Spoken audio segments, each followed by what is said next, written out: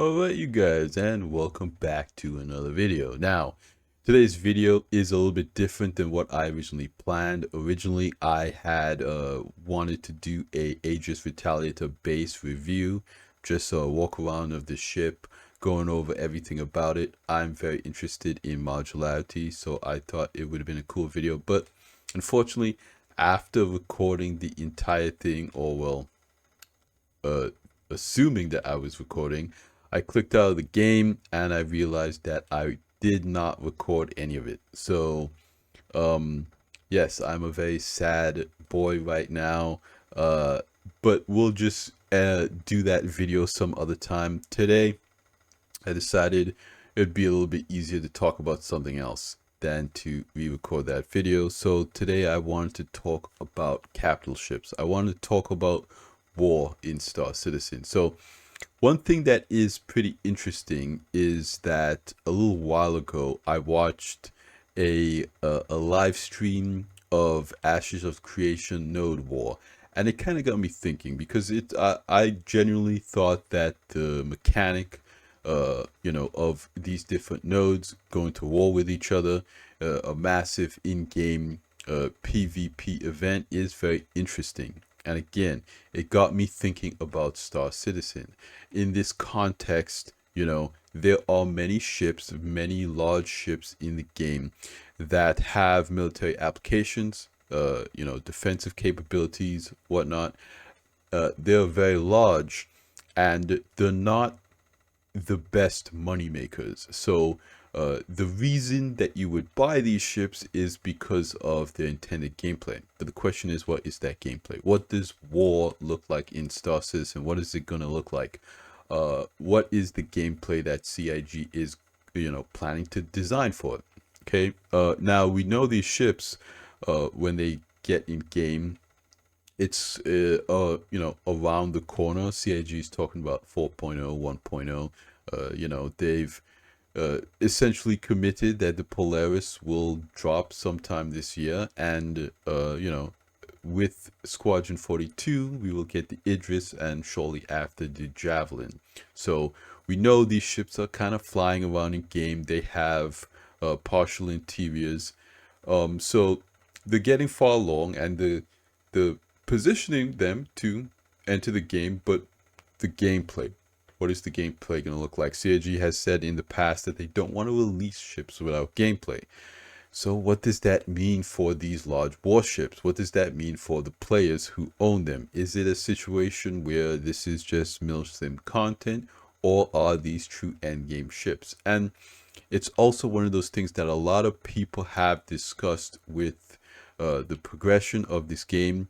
They have expressed concerns over the progression of this game, because at the end of the day, you can just purchase these ships with real money, and then it kind of becomes, okay, if you're not progressing to these ships, and you get these ships day one. And to put things in perspective, okay, I'll give you an example. So kind of a big deal, earlier on, a couple of years ago, when Xenothreat came out the first time, it was incredibly immersive, because you had just about everyone on the server coming together, working together for a common goal.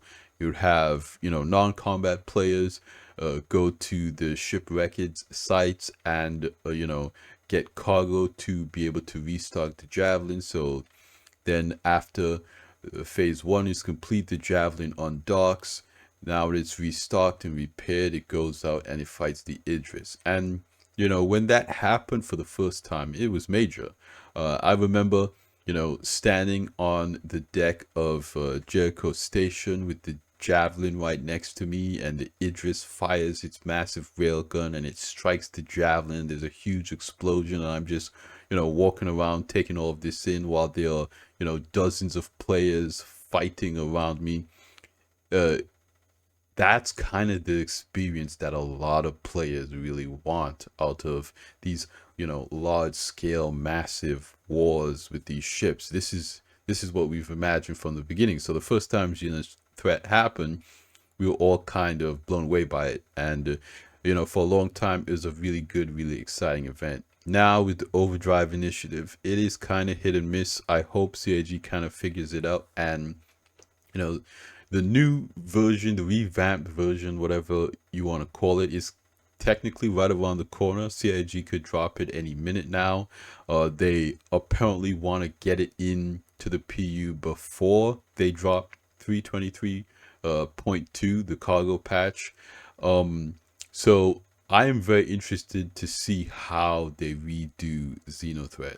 Um, Now, when ships like the Polaris and the Idris get added to the game, I kind of fully expect that event is going to need to change because, you know, strictly speaking, players don't have these large capital ships right now to combat it. Now, you do have, ships like the Ion and the Inferno designed to be capital ships killers, ships like the Eclipse with the torpedoes that can put massive DPS down on the Idris and take it down, they're capable of taking it down. Now, when dozens of players all break out their Polaris during Xenothreat, I don't really think that, the game is going to get to the stage where the players even need the Javelin. Okay. With those massive size 10 torpedoes, you know, just about every player is going to have these big ships by the time the game is released. I go on SC Fleets subreddit, and just about everyone in that subreddit has massive fleets with dozens of ships. So the progression is not there for a lot of people. A lot of people, they've just dived right in head first and bought a lot of these capital ships. And now that they're coming around the corner, the question is, where's the gameplay? What it's going to look like? So, of course, Star Citizen is a sandbox game. That essentially means that you could kind of do whatever you want. It's not like World of Warcraft where it's on rails and you're flying a story and you're doing dungeons. So, there is going to be that kind of mil-sim application to these ships. Orgs, fighting between each other. But why? Okay, so the big question is, okay, we're going to have base building, we're going to have planetary resources. The thought process is that players will progress towards building these bases. So instead of having the ship progression, you're going to have kind of this organizational progression where if you work together as a group, you can be more efficient. So you're going to want to join an org, you're going to want to work together, you're going to want to get land, build a base, start grinding together as a group so that you can get more resources. Okay, but in theory, again, that idea sounds pretty good. But the question is, if you get together as a group and you're able to play more efficiently, then what? What do you do with all of the material that you're grinding and working up towards? You already have the capital ships in your org to go to war, so you don't need to craft capital ships. You already have the base that you're using to, get the materials to craft, so you don't need to craft a base. And when it comes to money, you really don't need money. Money can't buy anything. And of course, again, most of the people in your org will have a lot of these big ships, so you won't need to buy these big ships. It really comes down to the question is, even as a group, what are you doing? Now, again, of course, people have a lot of fun playing Star Citizen, and a lot of this stuff will be fun. It will just be fun to get a base, to buy land, get a base, build it up, craft whatever you want. And of course, there will be newer players that come to the game that only have the Aurora, the Mustang, the Avengers, and maybe you'll be able to craft items for them and make money. And whatever you do with that money, who knows? But at the end of the day, you will be having fun. But that's why I turn back to this game desperately needing an economy. And I'm not saying this as a trader because I want to trade. I'm saying this because an economy is literally the backbone for everything. everything that would happen in a game like this. It's not just something for industrial players. It's something for pirates. It's something for, mercenaries. It's something for people who want to protect miners. It's, salvage. It's the price of goods.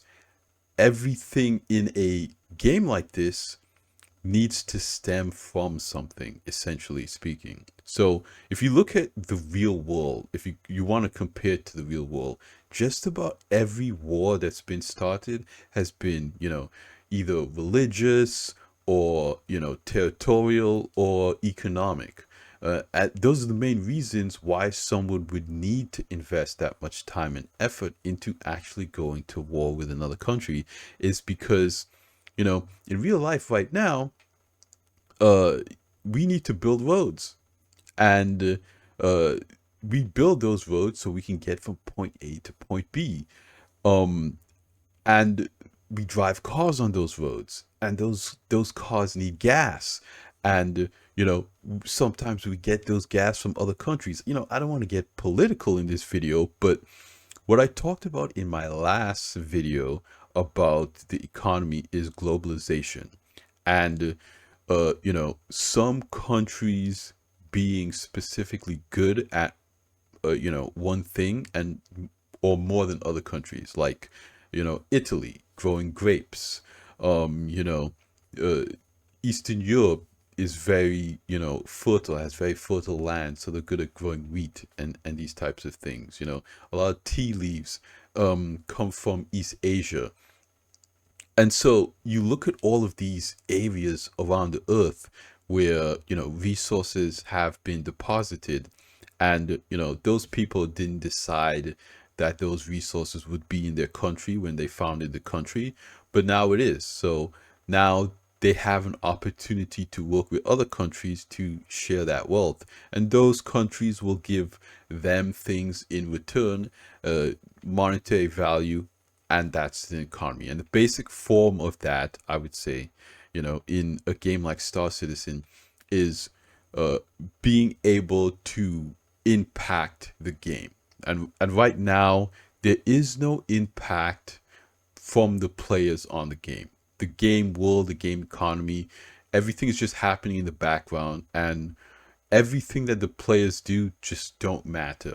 From an economic standpoint, players can just go out there and they can grind, they can buy, they can sell, and none of it really makes a difference. So I think if CAG is in this situation with the ships, again, it would be a different story if they didn't sell ships, because then they'd be in a position where the ships would be the progression. But that's not the case, and it's not a situation where we can turn back the clock and unsell all of these ships. No, we're kind of stuck with it now. The ships are not the progression in this game. That is just the reality of the situation. So now we have to create a new progression system, a new gameplay loop that's going to drive players to do things. Okay, and you look at other games, other sandbox games, there's still a lot of things that you have to do. Even a game as simple as Minecraft, the second you get in the game, you have to make a shelter from the nighttime, because, otherwise skeletons are going to come out and attack you. You have to make weapons to defend yourself. You need to get in the game and engage with the world, and the things that you do in the world leave a lasting impact. That's why for a lot of people Minecraft is very popular, and other games even like Rust. Your survival is everything. So progressing is starting from nothing and building something up. And those games don't have a canned economy like Star Citizen, so it's really hard to compare. And I know some people do compare Star Citizen to Tarkov and Rust and those types of things, because it is a sandbox game. And I'm not saying that CAG needs to make it like WoW or any of those other games and add in this deep narrative to the persistent universe. I know that, that's kind of been hinted at by CAG, that there's going to be more narrative content. I don't think that needs to be the case, but what I think I would propose, okay, and here's where I'm gonna get to the meat and potatoes of the video, okay, is I think CIG needs to do kind of like a soft reboot to the overarching system to system dynamics, okay? And I kind of said this when things were getting closer to Pyro coming out, is that a long time ago, this game was not as detailed as it is now, and star systems like Pyro uh, were just barren. They didn't have anything, and you look at a lot of the star systems in the lore, in the narrative, um, a lot of them will say things like it was mined clean, there are no resources here, there's no reason to come here, that type of thing. I think CIG is going to need to retcon a lot of that, scrap a lot of that, because these star systems need to have purpose. We need to have a reason to go there.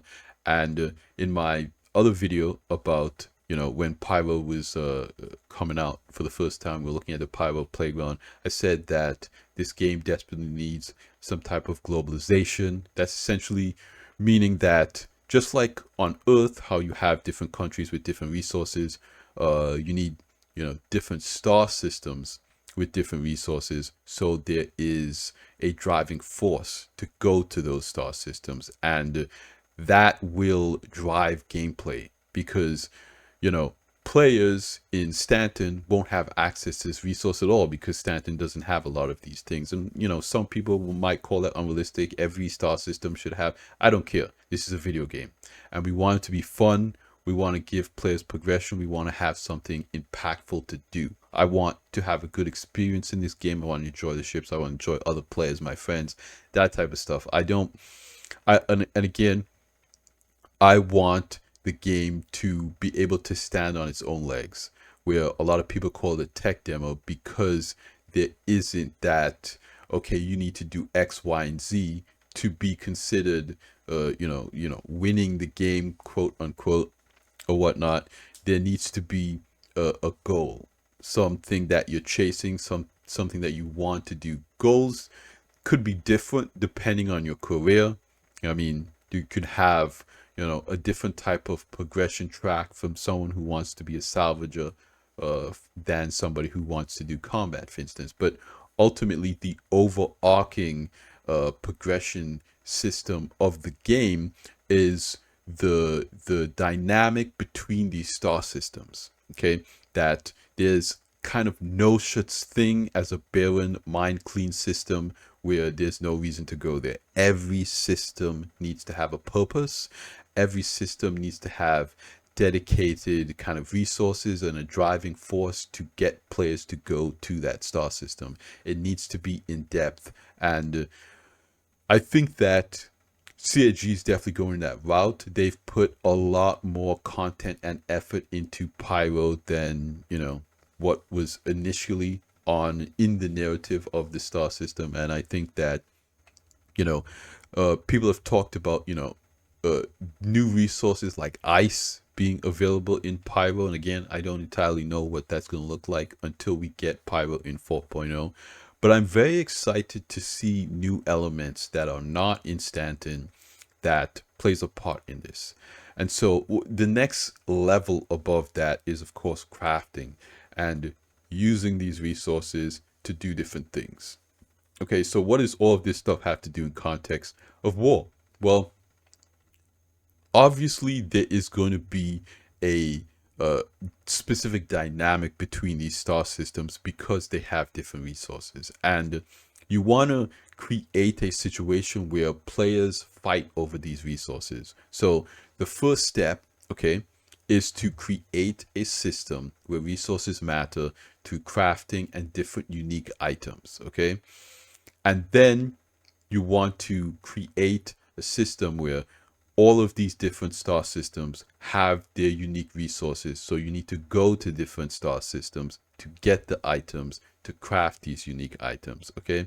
And then last, you need to create a dynamic between these star systems that make their relationships important and impactful, so that, you know, players in Stanton kind of favor Stanton, and players in Pyro kind of favor Pyro, and they have unique opportunities to get into conflicts with each other. Okay, so what I would kind of propose, and again, this is just an idea, I want to hear what you guys think, is in that scenario, CIG kind of enables some type of seasonal system. Okay, and so hear me out on this. This is just an idea. I'm not saying CIG should do this, shouldn't do this. This is just an idea I had. Okay, CIG implement some type of seasonal system, seasonal content where the economy has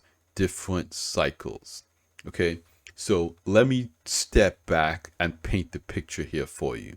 Okay, so you have star system like Stanton and a star system like Pyro. Stanton has unique elements and Pyro has unique elements in them. Okay, there are unique items that you cannot buy in the store, on the website, and you cannot buy in shops. These unique items can only be crafted by players. Okay, and these unique items consist of elements, materials that you're gonna need to acquire from both star systems, or you might need to craft an item that it has materials that only come from Pyro, and there might be another unique item that has materials that only come from Stanton. So you have these unique items that have some intrinsic value towards gameplay. So these items are not just cosmetic. These items have gameplay implementations, and they can only be crafted through materials that can be found in both star systems. Okay, so that is the starting premise of the system. So gameplay items, important gameplay items, need to be crafted. You need to get these materials from multiple star systems. Okay, so the second step of that is, on top of that, you implement a tax and war system. Okay, so in this scenario, you would essentially have UEE controlled systems and free systems that are not under governing control bodies, corporations, anything like that. Okay, these star systems are controlled by gangs and groups of settlers. Okay, so these star systems like Pyro, Nyx, and those types of systems, those would be controlled by the gangs and the settlers and different small alliances. Even in Star Citizen's lore, they've said in the past that the UE is the largest human empire, largest human government, but it is not the only one. So that does leave some room for there to be a lot more organizations, a lot more agencies, pirates, all this type of stuff that would control planets, maybe control the moon, control space stations, whatnot. Okay, so these groups are at odds with specific controlled UEE star systems, and every once in a while you will have different cycles where you could engage in some type of tax system. So how this seasonal tax system would essentially work is that at the beginning of the season, all the players would need to trade between the star systems. Okay, and as the players are trading, the trade volume is increasing, and it is essentially deciding the scarcity or the rarity of certain items. And as those numbers shift the balance between star systems, it can trigger an event. Okay, so let's say that there is an element or something in one star system, and you are essentially, a lot of people are going to that one star system, buying up all of that material, and essentially kind of creating a choke point in that star system for other people that want that element. So this item is like a hot commodity or whatever. There's a lot of trade of this item, and that star system doesn't like that all these people are coming here and taking all of this stuff. So it triggers an event where that star system says, okay, now uh we're going to do something about this situation. So that triggered event is essentially a deciding factor in the war. So let's say that people in Stanton are trading a lot in Pyro. Okay, the trade volume between Stanton and Pyro is very high, but it's leaning on Stanton's side. Okay, so Pyro has the resource, Stanton has the traders. All of the traders are going to Pyro and taking that resource. So that sparks a war in the season or whatever. And because the trade volume takes place, the final sale takes place in Stanton, the war is held in Stanton. Okay, so players who want to kind of uh, be in charge of the tax, what they would do is that they would make sure that their star system is leading the trade volume. Okay, so if Pyro wanted the war to take place in Pyro, then traders from Pyro would go to Stanton and buy up all of Stanton's resources. Okay, so the name of the game is you want to go to the other star system and buy up all their resources. And then if you do that, you win that kind of trade war, and the actual combat war takes place in your system. So why is it valuable for the war to take place in your system? Well, if the war takes place in Stanton, that means that resupplying is easier, regeneration is easier, travel is easier, the jump gate can't be camped, and just kind of sketchy stuff happen. It is like the home field advantage. Okay, so having the war take place in your system gives your system the advantage. Okay, and so now Stanton and Pyro are in a war together, and the players are fighting. Now the winner of this war is going to get the tax. So that means that, let's say Stanton wins, everybody from Pyro now has to pay tax to Stanton. Okay, so the Stanton, every single trade thing in Stanton now gets a little bit cheaper. Okay, so that will be a driving, deciding factor in the next potential war. Okay, so if you're a Pyro person and you want to, trade and do all these goods, you now have to pay all of these taxes because Pyro lost the war. So it will encourage players to, one, want to make sure that they're leading the kind of battle of, which star system has the highest trade volume. And if you win that battle in the season, then the war will take place in your star system. And if you win the combat war in your star system, you will get everybody from the other star system will have to pay tax to your star system. And as CAG puts more star systems online, there'll be different star systems with different resources and different reasons to have players go out there and increase the trade volume. So whether or not, you have that individual progression, you have this kind of overarching progression where everybody in the game has this common goal that's like, okay, we need to make sure that the salvagers go out and do their thing, the traders go out and do their thing, the combat players are protecting the traders.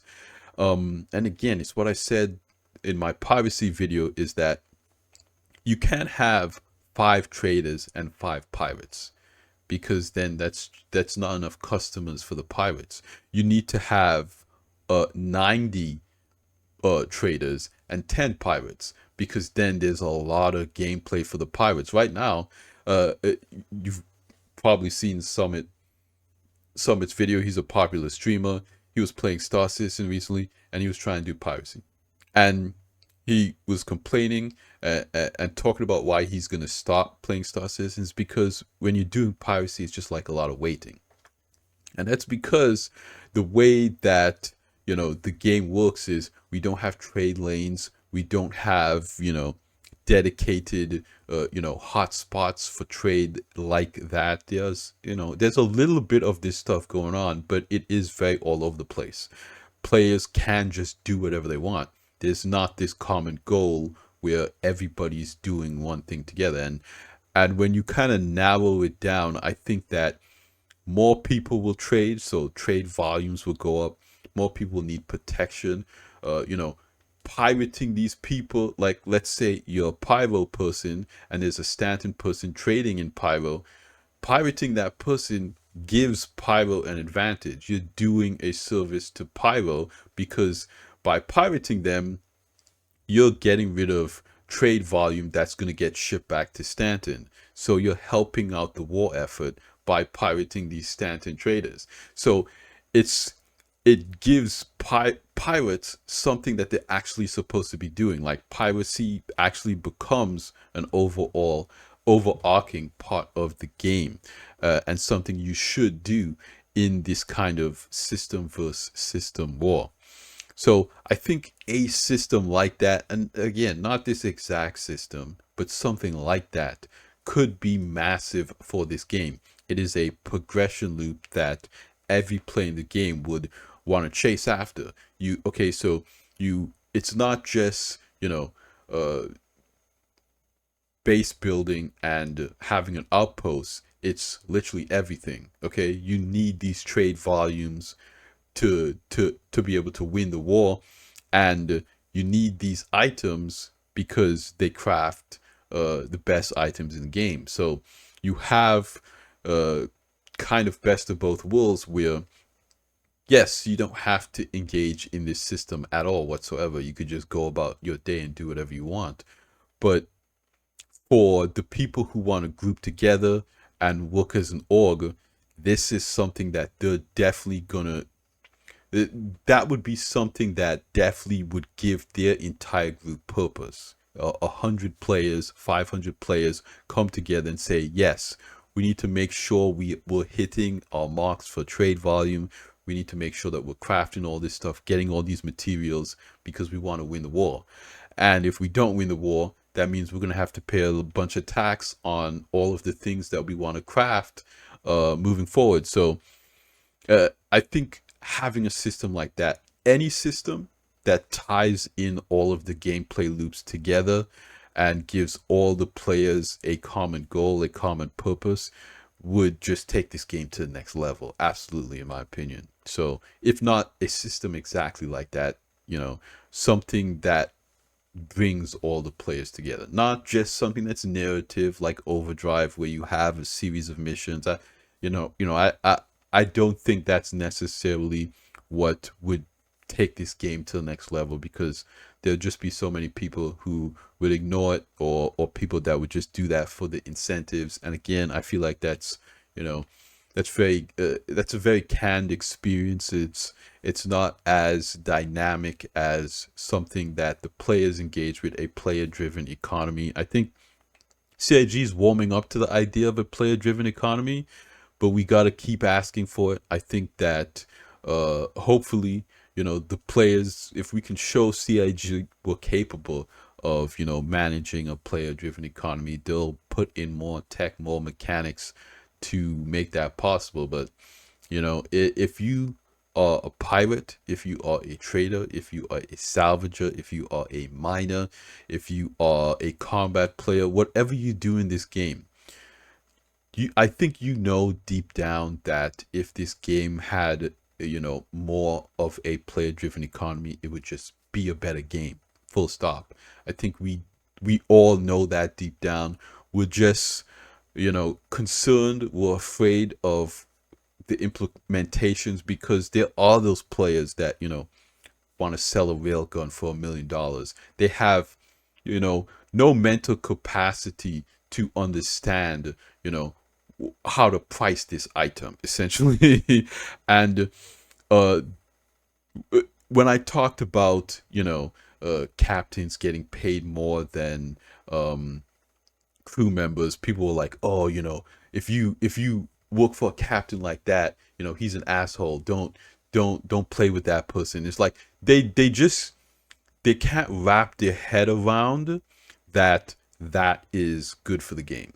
You know, they just look at it as, I want to do what I want to do, and everybody just doing whatever they want to do is not a game. You know, you need to have purpose, you need to have structure, and we need to fight for that. More players need to speak up, and they need to ask CIG for these systems game. But let me know what you guys think. I've been rambling on for half an hour now. You guys know I can talk about this game all day. I just love it. I think it's so interesting, so fascinating. But I want to hear from you guys. What do you guys think about this topic in the comments down below? You know, I lost my footage from the Reclaimer video, and you know, I'll do that in the future. Here I just have, you know, this image of these behemoth ships going to war. What are these ships gonna do? That's my question to you guys. Let me know in the comments down below. Thanks for hanging out with me again in another video. I love you guys. Like I always say at the end of these videos, you guys like the video if you like it. Subscribe if you want to see more, and I will see you guys in the next one. Salute.